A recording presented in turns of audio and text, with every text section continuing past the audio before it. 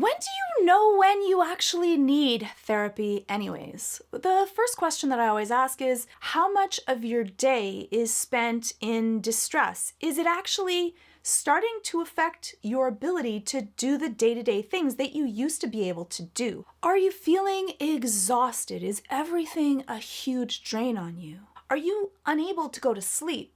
Perhaps your mind is constantly racing through the mistakes that you've made and the things that you should do, your day's to-do list. These are signs that you might be more anxious and in distress, and your brain is trying to find a solution for them. But the thing is if your brain doesn't find a solution, it won't let you sleep. Are you unable to focus on those tasks that you used to be able to? When we're feeling anxious or worried or upset, our brain becomes scattered. We're thinking about everything and nothing at the same time. And that's why that ability to close down and focus on one thing is so very difficult. When we're feeling anxious, our mind has that focus being a wide range, so that we make sure that we pick up every single sign of danger that may be coming towards us. But that doesn't allow us to actually process information and remember it, which makes going through day-to-day life really difficult. Do you no longer care about things that you used to care about?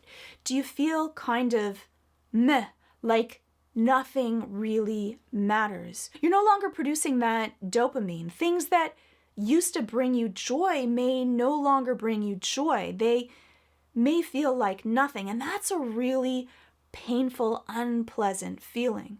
We're not producing the same neurotransmitters, which could be a sign that you're feeling depressed or the stresses of life are starting to get to you. Everyone thinks that they can handle everything, that superhero complex. No, you don't like to hear it.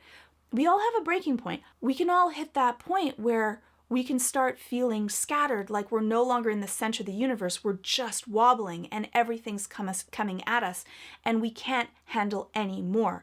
That's when that cup becomes so full that that last drop is too much and we can't deal with it. Are you no longer able to control your emotions? Are you getting really reactive? Are things that you used to be able to handle or couldn't now something that makes you always upset or angry or sad and in distress?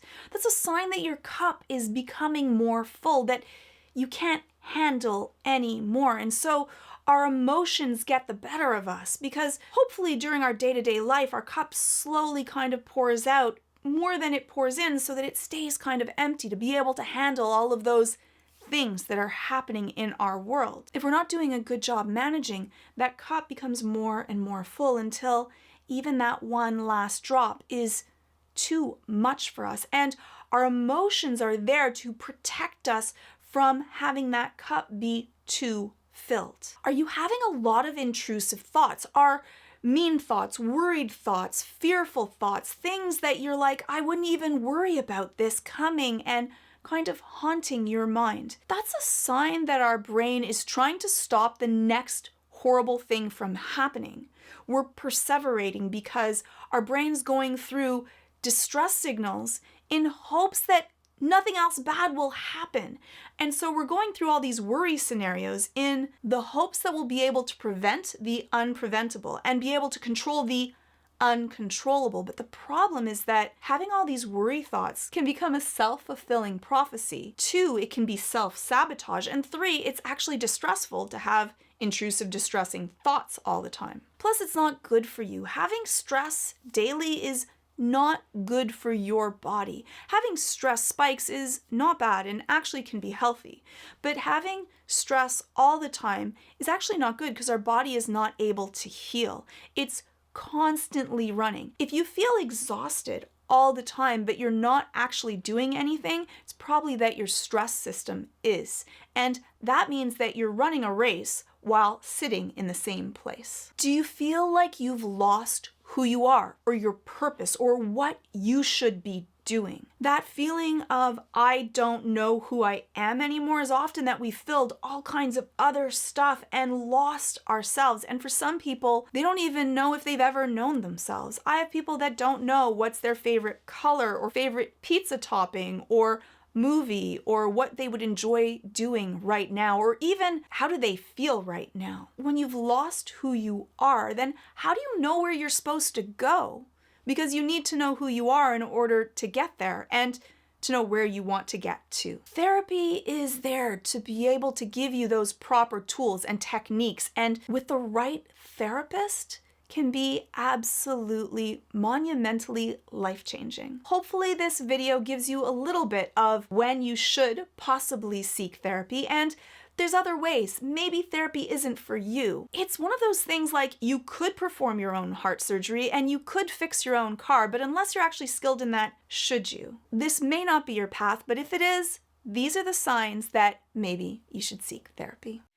And if you like psychological videos, I have videos on negative self-talk and are you a sociopath and how to deal with anxiety, all ad-free, sponsor-free on Nebula. And it's not just my videos, but Nando V Movies, Medlife Crisis, Renee Ritchie, MKBHD, Cinema Wins, and so many more, all ad-free, sponsor-free on Nebula, and bundled in for free when you sign up with today's sponsor, CuriosityStream, at curiositystream.com/Georgia Dow, or click the link below. And right now, because you watch this channel, you can get CuriosityStream for 26% off, less than $15 a year. That's less than the price of a medium pizza. $15 for the whole year. And that includes their thousands of amazing documentaries, like the series Illusions, Ambiguous Images, where Professor Shapiro shows us a range of images that can prompt multiple, equally valid interpretations by our brain. Rather than keeping to one, our brain will switch among them. So delve with me into illusions and study the neuropsychology behind them. Plus, you'll be supporting educational creators directly for 26% off CuriosityStream, less than $15 a year, and you end up with Nebula bundled in for free. Free. Just click on the link below or go to curiositystream.com/Georgia Dow. And by clicking on the link below, you really do a lot to help support this channel.